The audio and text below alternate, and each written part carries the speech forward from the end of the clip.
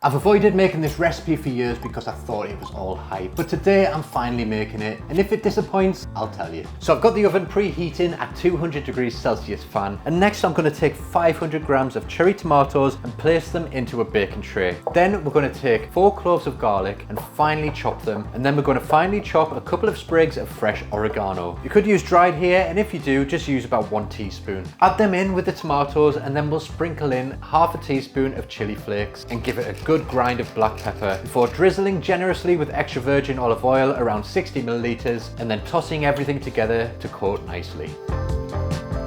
So now we've built up all the flavour in there, we're going to make a space in the centre and place in a 250 gram block of feta cheese. We'll drizzle it with olive oil and then place it into the oven and bake for 30 to 35 minutes.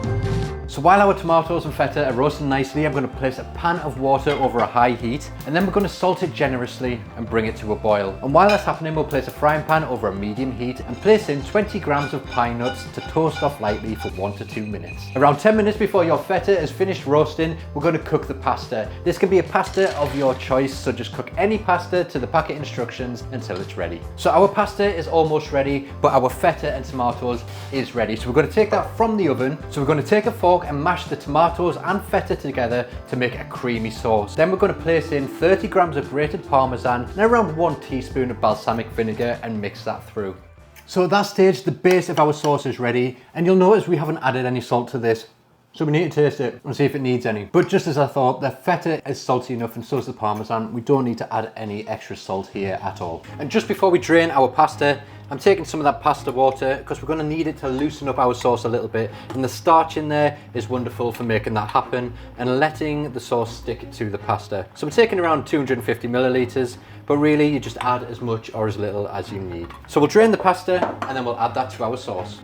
So we'll mix our pasta through that sauce, and then we'll add a few splashes of that reserved pasta water just to loosen everything up a little bit. And then once that's nicely coated, we'll tear in a handful of fresh basil leaves and add half of those toasted pine nuts and mix them through.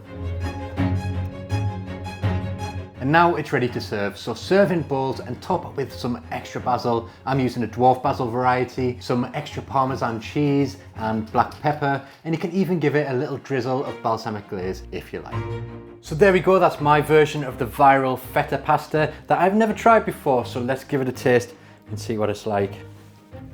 And my honest review, it's delicious, it's creamy, tasty, taste the tomatoes, beautiful, easy pasta dish anyone can make. Give this one a go. Thanks for watching, hit subscribe if you haven't already, and I'll see you in the next one.